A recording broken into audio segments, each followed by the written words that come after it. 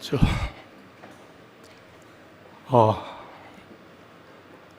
인사부터 드리겠습니다.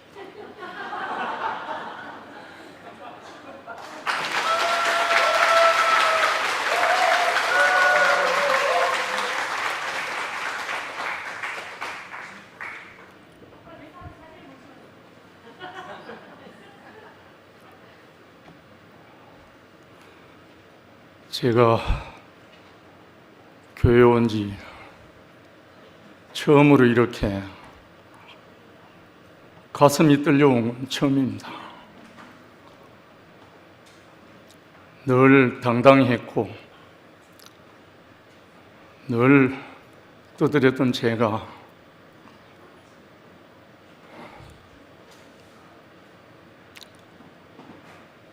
본당 아닌 1층에서 우리 형제들과 함께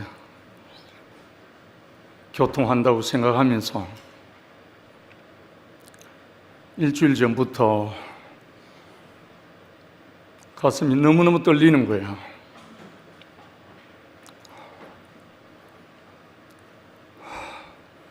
청심환이라도 먹어야 되나 한 마음을 가졌는데 까짓 죽으면 죽으리라 주의 영에게 맡기고 이 자리에 앉았습니다.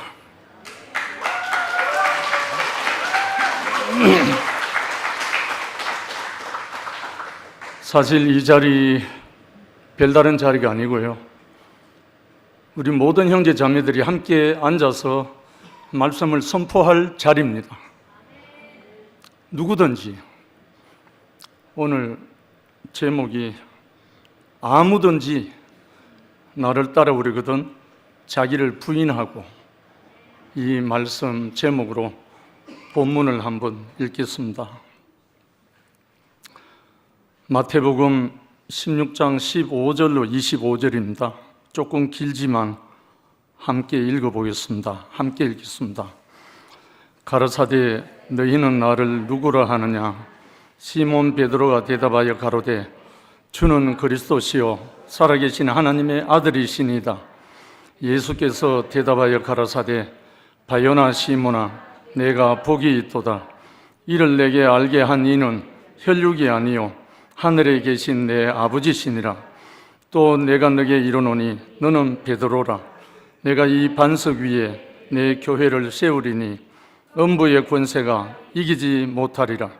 내가 천국 열쇠를 내게 주리니 내가 땅에서 무엇이든지 매면 하늘에서도 매일 것이요 내가 땅에서 무엇이든지 풀면 하늘에서도 풀리리라 하시고, 이에 제자들을 경계하사 자기가 그리스도인 것을 아무에게도 이르지 말라 하시니라. 이때로부터 예수께서 자기가 예루살렘에 올라가 장로들과 대제사장들과 서기관들에게 많은 고난을 받고 죽임을 당하고 제3일에 살아나야 할 것을 제자들에게 비로소 가르치시니, 베드로가 예수를 붙들고 가하나여 가로되 주여 그리 마옵소서. 이 일이 결코 주에게 미치지 아니하리이다. 예수께서 돌이키시며 베드로에게 이르시되 사단아 내 뒤로 물러가라.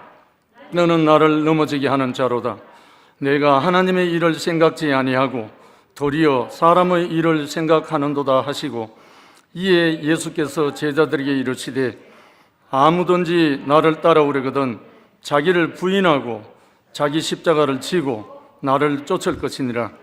누구든지 제 목숨을 구원코자 하면 잃을 것이요 누구든지 나를 위하여 제 목숨을 잃으면 찾으리라. 너희가 하나님의 성전인 것과 하나님의 성령이 너희 안에 거하시는 것을 알지 못하느냐? 우리가 항상 예수의 죽음을 몸에 짊어지면 예수의 생명이 또한 우리 몸에 나타나게 하려 함이라. 아멘.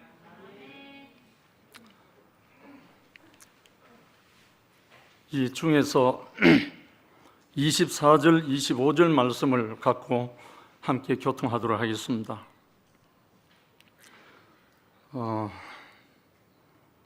여기 이 말씀은 외부인에게 하신 말씀이 아니고 예수를 따라오는 제자들에게 하신 말씀입니다. 사람들이 나를 누구라 하느냐 이렇게 물었을 때 제자들이 때로는 선지자, 때로는 엘리야, 때로는 세례요한 이렇게 말했는데 너희는 나를 누구라 하느냐 했을 때 나온 질문과 대답입니다. 근데 여기 예수께서 이렇게 질문을 했을 때 성질 급한 베드로가 제일 먼저 고백을 했죠. 주는 그리스도시요 살아계신 하나님의 아들입니다. 여기에 주라고 나오는 건 아도나이, 나의 주님이란 뜻이죠. 결국은 베드로의 눈에 예수가 자기의 주님으로 보였었기 때문에 이 고백이 나왔었습니다. 아무에게나 이 말을 하는 것이 아니고 자기의 주님으로 보였을 때에 이 말을 고백을 했거든요. 이 고백을 하고 난 다음에 예수가 비로소 가르치다. 뭘? 자기가 예루살렘에 올라가서 장로들과 대제사장 서기관들에게 많은 고난을 받고 죽임을 당하고 제3일에 살아나야 할 것을 제자들에게 비로소 이 말은 처음으로 가르쳤다 이렇게 돼 있죠. 그 말을 들은 베드로가 간하여 이렇게 말하잖아요. 간청하여, 이걸 좀 억센말로 하면은 대들었다는 말하고 같습니다. 그리하지 마옵소서, 이 일이 결코 주에게 미치지 아니합니다 하면서 베드로가 예수의 그 말을 번복하시기를, 결코 그런 일이 있지 않기를 바라는 마음으로, 제자인 베드로니까 우리 보통 생각하면 당연하지 않아요? 그렇게 따르는 랍비, 선생님이 죽임당한다니까 그건 누가 원하겠습니까? 같이 살기를 원하잖아요. 그런데 베드로가 앞에서 주는 그리스도시여 살아계신 하나님의 아들입니다라고 고백할 때, 이때는 자기는 없고 주만 보였을 때 이렇게 고백이 나왔습니다. 그런데 뒤에 그리하지 마옵소서 하고 간할 때, 이때는 그 주가 보이지 않고 자기의 어떠함이 드러났을 때입니다. 내가 바라는 선생님, 내가 원하는 선생님은 그리하면 안 됩니다 라는 자기의 생각에 들어갈 때는 이렇게 예수의 말씀대로 하나님의 일이 아닌 사람의 일이 생각난다는 거죠. 우리 교회 생활도 마찬가지입니다. 제가 처음 현대중공업에서 상담실에서 황경현 형제를 처음 만났을 때 이 형제의 한마디가 제가 완전히 그 앞에 무릎을 꿇게 됐습니다. 그때 저는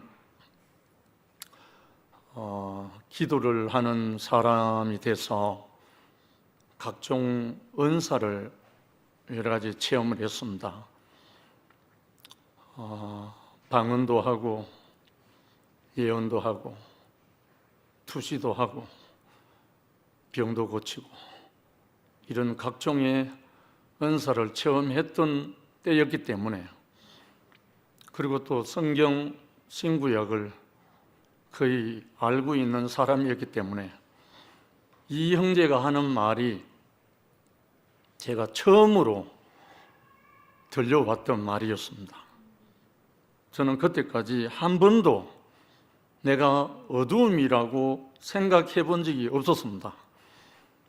그런데 이 형제가 나보고 자기가 사는 간증을 한 30분 하면서 그 후에 손가락질 하면서 저보고 형제는 어둠입니다 라고 한 방 쐈을 때 저는 너무너무 놀랐습니다. 제가 처음으로 한 형제로부터 어둠이란 말을 들었기 때문에 순간 저는 부끄러워졌습니다. 사람 앞에 부끄러운 것은 처음이었습니다. 제가 섬기고 제가 따르고 했던 하늘의 하나님, 그리고 예수 앞에서는 늘 부끄러운 자로 드러났지만 한 형제 앞에 부끄러움을 당한 건 처음이었습니다. 그때 제 안에서 그 어둠이란 것을 거부하고 싶어 하는 마음이 있었습니다. 그 마음이 일어나자마자 제 안에서 자문이 일어났습니다. 그러면 너가 빛이 가. 밖의 말이 아니고 제 안에서 들려오는 음성이었습니다. 그러면 너가 빛이 가. 그런데 그 말에 제가 빛이라고 할 수가 없었습니다. 왜냐하니까 제가 기도하는 자가 되어갖고 제가 할 수 있는 것은 신앙생활 안에서 다 할 수 있었지만 마지막까지 할 수 없었던 것이 하나 있었습니다. 그것이 사랑이었습니다. 내 이웃을 내 몸같이 사랑하라는 말씀이 도무지 허락되지 않았습니다. 내 원수를 사랑하라는 말이 저에게 이루어지지 않았습니다. 그 문제로 인해서 제가 마지막으로 사생결단을 하고 금식기도 들어갔던 사람이었습니다. 그런데 저는 그 기도에 응답도 받지 못한 상태로 저는 널브러지고 허물어져서 겨우 몸을 회복하고 있을 때였기 때문에 이 형제가 와서 그 말을 했을 때 저는 아무 말도 할 수가 없었습니다. 내가 빛이라고도 말할 수 없었고 내가 어둠이 아니라고 말할 수가 없었습니다. 그래서 제 안에서 어둠이 맞구나. 어둠이 아니라면 왜 사랑이 안 되나 하는 이 제 안에서 결론이 나왔습니다. 제 안에 그 음성이 죄를 때리는데요. 순간 내가 어둠이 맞구나 하는 순간 제가 부끄러웠던 제 자신이 온데간데 없이 사라지고 앞이 환하게 밝아오면서 제가 부끄러움이 사라지니까 숙였던 고개가 들어지고 제 앞에 있는 형제를 바라보게 됐습니다. 그런데 이 형제가 저와 같이 마주 앉아서 말하던 형제가 서서 울고 있는 거예요. 얼굴은 아주 해같이 빛나는 얼굴인데 눈물을 줄줄 흘리면서 나를 내려다보고 울고 있는 거예요. 그래서 나도 모르게 일어나서 처음 보는 형제, 이름도 성도 아직 모르는 형제, 어디에 근무하는지도 모르는 이 형제를 그냥 끌어안고 함께 울었습니다. 왜 우는지조차도 몰랐습니다. 그 후 이 형제와 함께 손을 잡고 아침 저녁으로 출퇴근하게 됐습니다. 이것이 제 인생에 어두움이 드러나고 내가 나를 부인되는 그 순간이었습니다. 내가 그때까지 나라고 했던, 그때까지 내가 할 것도 나가 아닌 것을 그때서야 처음으로 내가 부인되고 내 앞에 형제가 빛이라는 것을 체험하는 그때가 됐습니다. 35년 전이죠. 그때 저는 이 형제와 함께 전혀 다른 세계로 옮겨져서 제가 기독교 안에서 신앙생활하고 복음 전하는 전도자로 살 때 다른 거는 다 되는데 아무든지 나를 따라오려거든 자기를 부인하고 따라가는 거는 따라가는데 내가 나를 어떻게 부인하는지 알 수가 없는 거예요. 내가 어떻게 해야 내가 부인되는 건지, 내가 어떻게 해야 나를 부인하고 주를 시인하고 따라갈 수 있는지 도무지 퀘션 마크고 내 인생에 풀리지 않는 수수께끼가 바로 이 구절이었습니다. 자기를 부인하고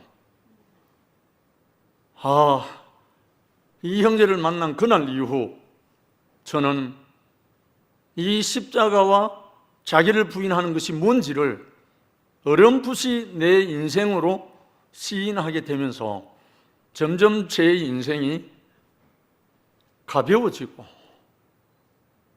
그때까지 고민했던 내 이웃을 내 몸같이 사랑하라는 말이 더 이상 어려운 말이 아니고 그냥 제 말이 되기 시작하는 거예요. 그때부터 원수라고 생각했던 그 말이 사라져 버리는 거예요. 원수가 없어진 거예요.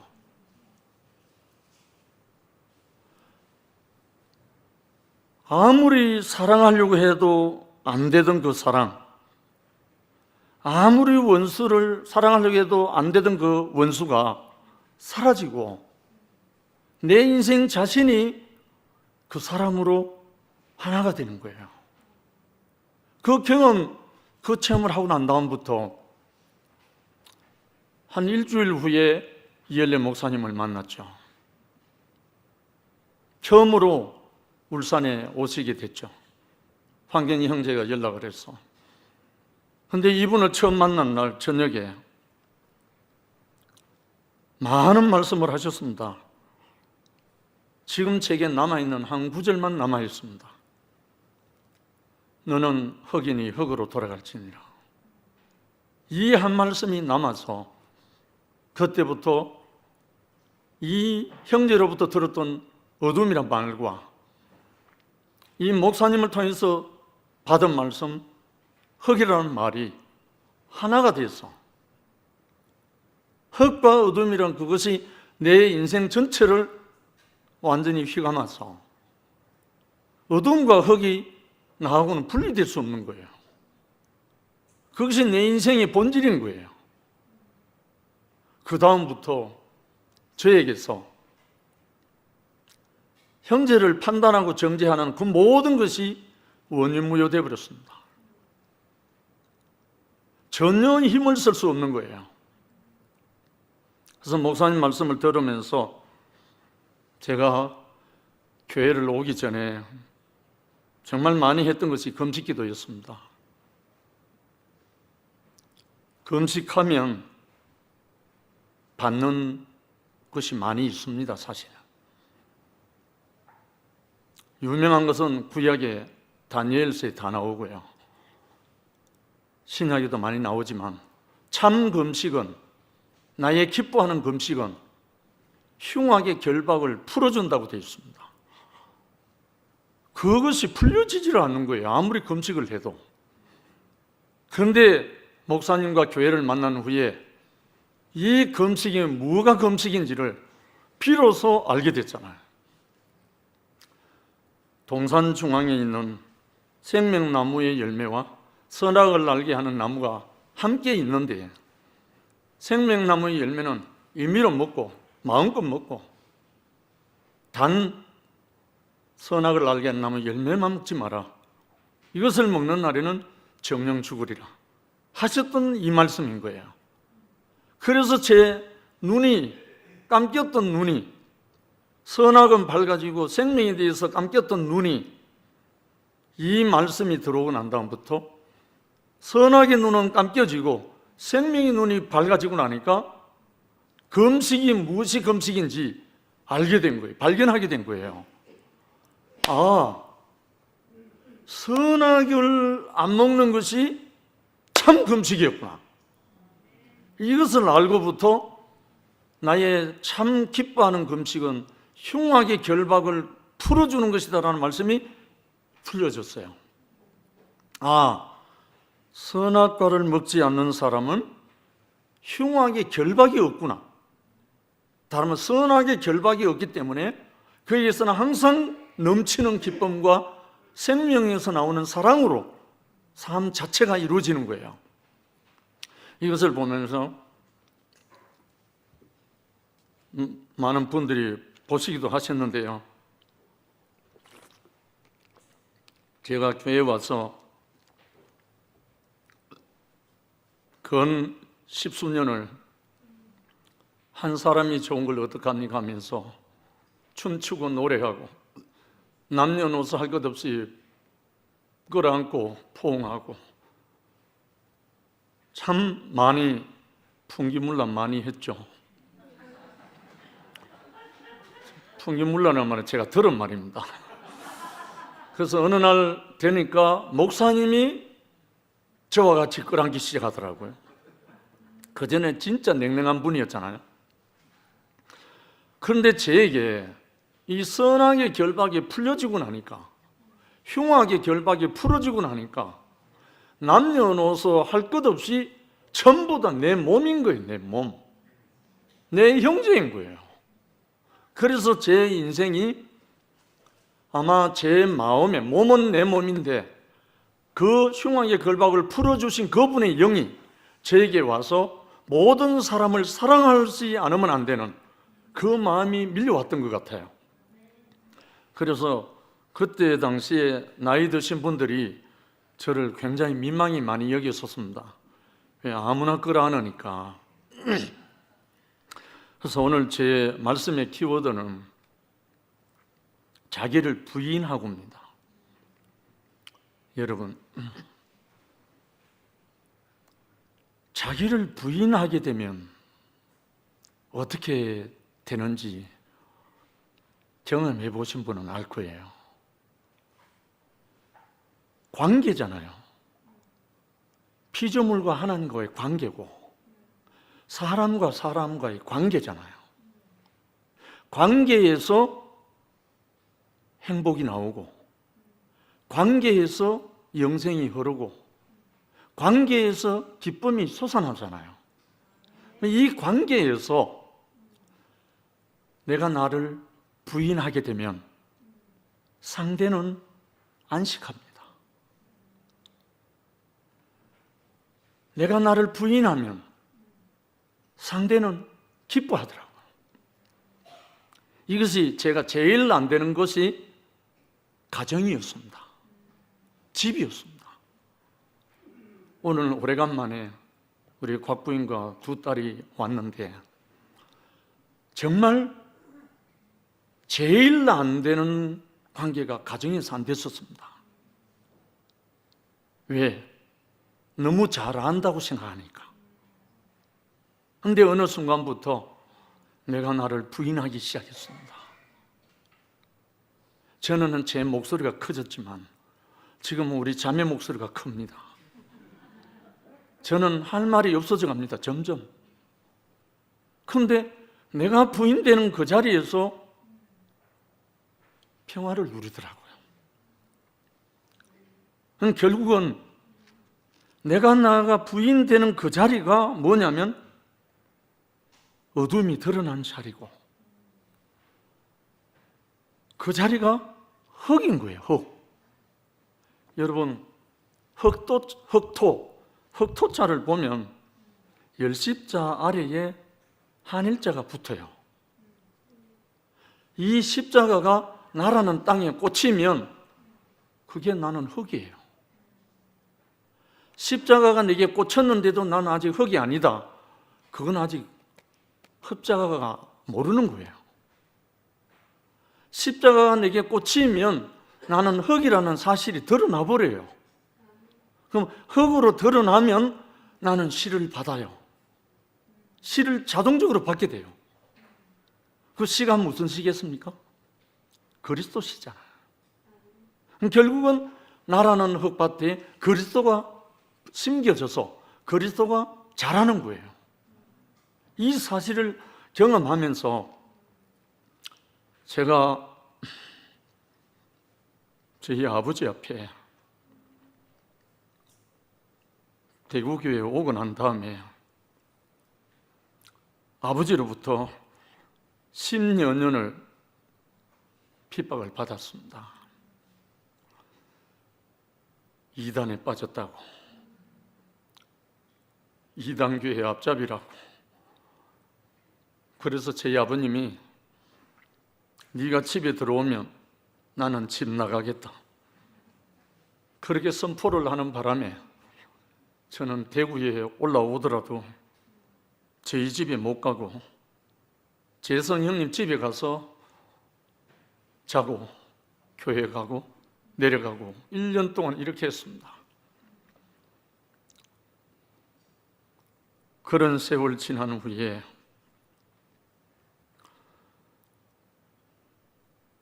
저에게 교회 앞에서 심한 과정을 겪고 3년 동안 흙 속에 파묻혔던 기간이 있습니다. 말 한마디도 할 수 없는 그때가 있었습니다. 그래서 그때 목사님의 전화를 받고 어떤 형제가 무슨 말을 할지라도 이해하면, 아멘하면 다 이루어진다 하는 그 말씀을 전화로 하셨습니다. 그때 제가 아멘하는 사람이었더라면 목사님 이 말을 하지 않았을 건데, 내가 아멘하지 못하는 사람이었구나 하고 그 말씀을 받아서 그때부터 아멘만 하는 사람으로 살기 시작했습니다. 그래서 그때 제 딸이 셋인데 먼저 곽 부인 앞에 무릎을 꿇고 제가 지금까지 잘못 살았고 예수를 잘못 알았다, 내가 너무너무 잘못 살았고 미안하다, 용서해도 하면서 처음으로 무릎을 꿇고 용서를 빌고 울었습니다. 내가 아멘하지 못하는 사람이었다고. 그리고 난 다음에 딸 셋을 불렀습니다. 딸을 불러갖고 앞에 두고 그 딸 셋 앞에 무릎을 꿇고 딸들 앞에 용서를 빌었습니다. 얘들아, 아빠가 지금까지 너무너무 잘못했다. 내가 지금까지 예수를 잘못 알고 잘못 믿었다. 이제는 모든 건 너희들 원하는 대로 해라. 정 물어보고 싶거든 엄마에게 물어보라.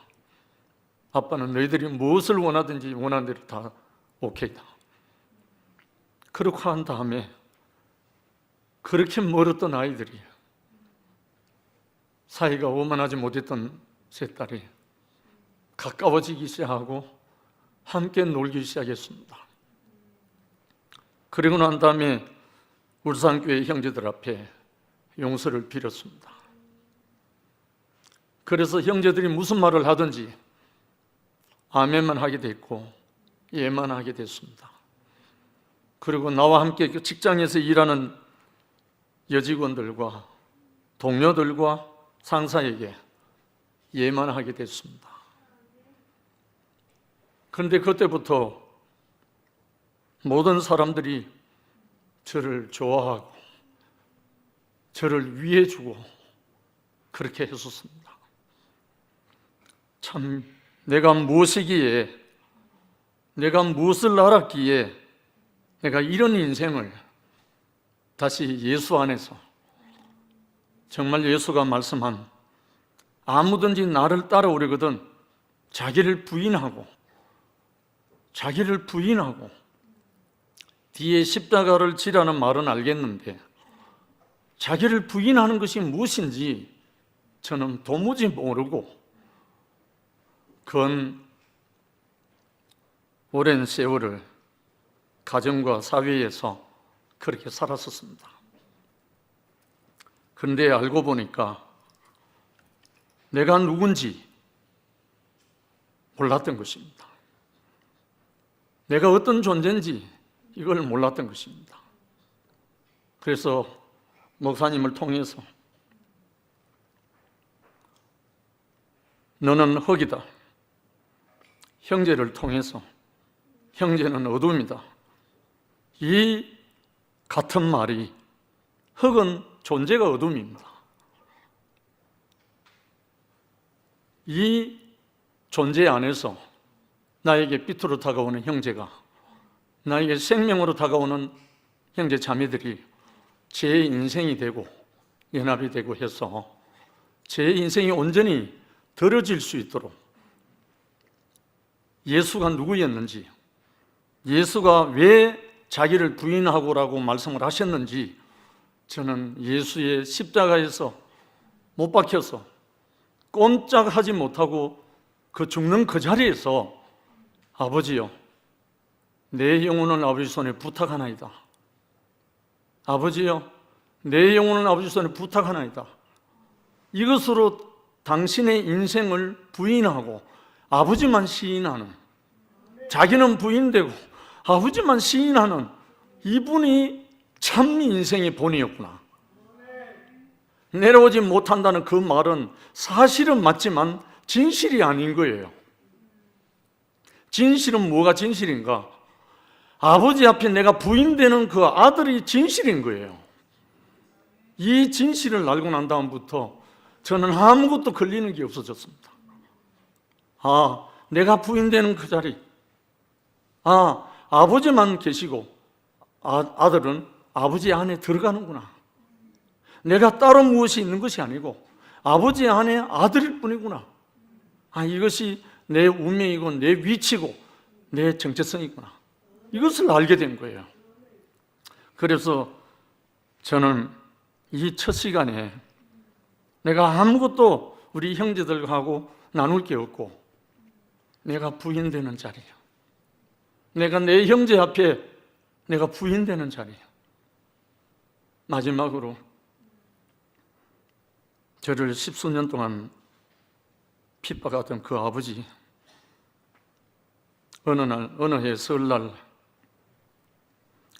딸 서희 데리고 자매와 함께 세배를 하러 갔었습니다. 아버지 혼자 계실 때 아버님께 아이들과 함께 세배를 드리고 그만 제 안에서 울음이, 눈물이 쏟아지면서 아버지 앞에 무릎을 꿇고 아버님, 지금까지 제가 불효자였습니다. 이제부터 아버님이 무슨 말씀을 하실지라도 아버님 말씀에 예만 하겠습니다. 아멘만 하겠습니다. 하고 고백을 하니까 갑자기 아버님이 제 손을 덥석 잡고 시가 이제 내 너희 교회 갔구만. 이제 내 너희 교회 갔구만. 이렇게 저를 붙들고 울기 시작한 거예요.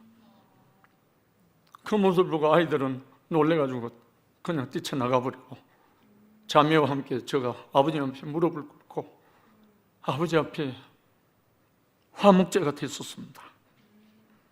그 다음 주부터 우리 교회 겨울 집회였는데 아버님이 그때부터 나오시기 시작해서 내 이제 언제 아버지 하나님께로 갈지 모르니까 내 아들들하고 찬송하다가 가고 싶다 하면서 580곡 찬송을 들고 나와서 노래하기 시작하신 겁니다. 정말 그때 이후로 아버지와 함께 한 번도 나누어진 적이 없고 내가 아버지 앞에 부인된 그 자리에서 아버지와 나는 하나가 됐었습니다. 그 후로 저도 많은 형제 자매들에게 이 복음을 전하면서 이 그리스도와 십자가를 전하면서 내가 부인되는 그 자리만 증거하게 됐습니다. 내가 부인된 그 자리만 말한 것밖에 없는데 모두가 나와 같이 하나가 됐었습니다. 너무 이상하지 않습니까? 전에는 제가 아는 것들을 가지고 많은 말을 했었지만 그 후부터는 내가 부인되는 그 자리 외에는 할 말이 아무것도 없는 거예요. 내가 부인되는 그 자리가 바로 십자가였고, 내가 부인되는 그 자리가 바로 죽음이었고, 내가 부인되는 그 자리가 바로 어둠이었고, 내가 부인되는 그 자리가 한 줌의 흙이었습니다. 그 자리에서 나는 모든 것이 나를 흙으로 지으신 그분의 뜻이 어디 있는지 알게 됐습니다.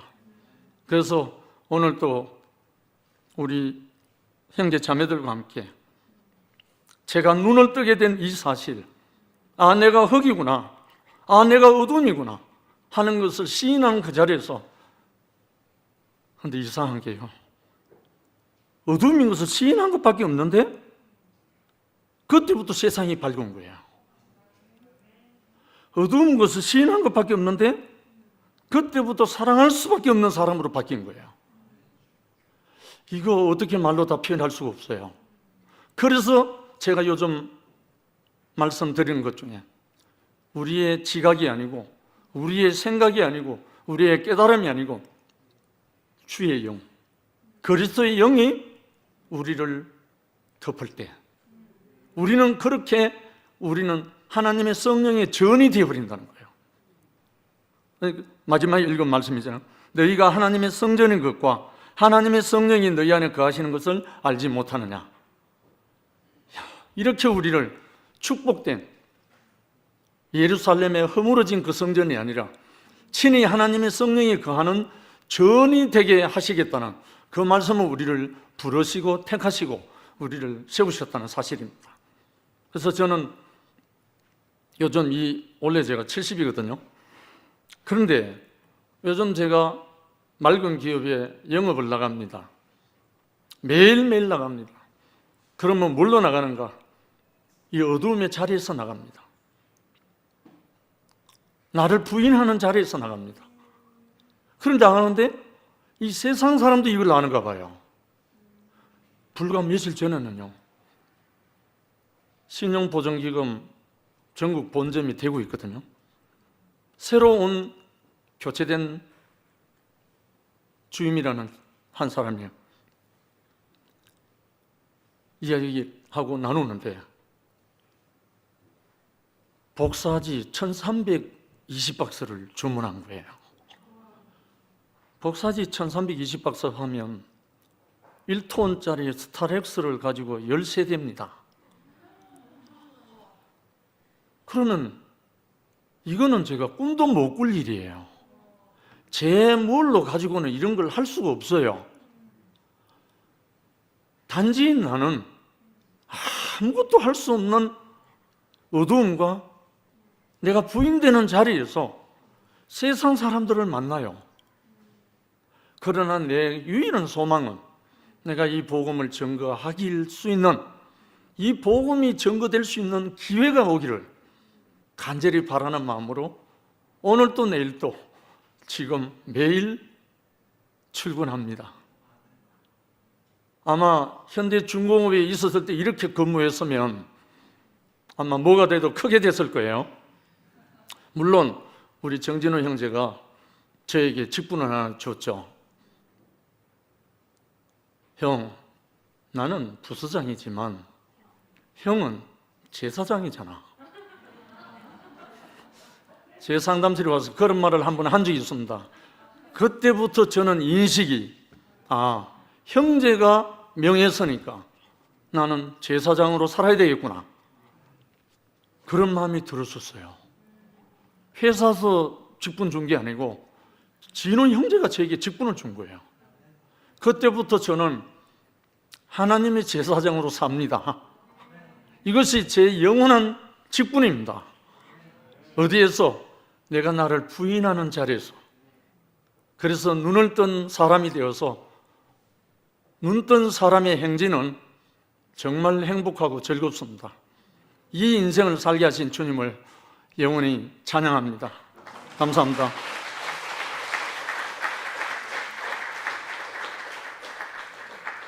눈을 떠보니 함께 부르고 마치겠습니다. 기도는 이걸로 대신하겠습니다.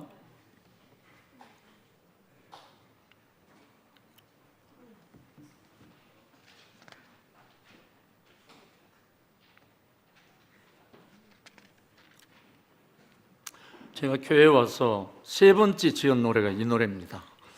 그래서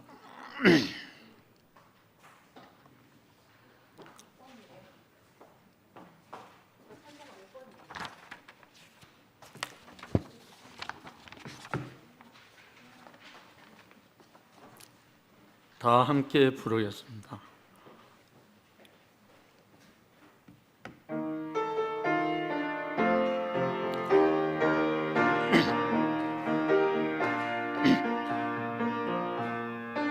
떠보니 생명의 목자장 그리스도 있네. 푸른 저저라 맑은 시냇물 생명의 말씀 하다네. 이런 산에 생명나무 생명의 물 먹고 사네. 이 생명 먹고 자라서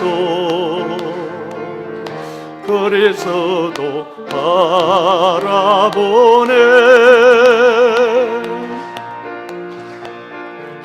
눈을 떠보니 나에서 그 진실한 사랑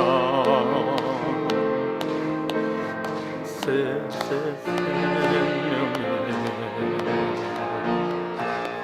그리었네.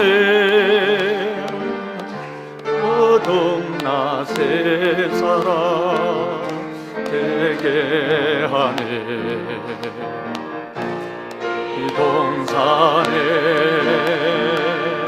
생명나무 생명의 물 먹고 사네.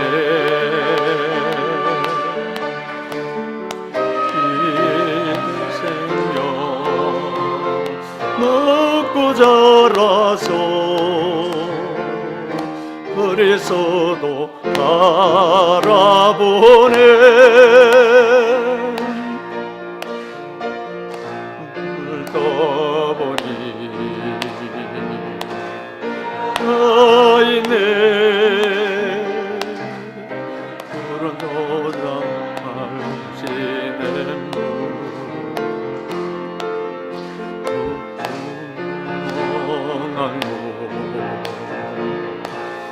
인도하여 앞에서 이끌고 서야 따라 이건 산에 생명나무 생명의 물 먹고 사네.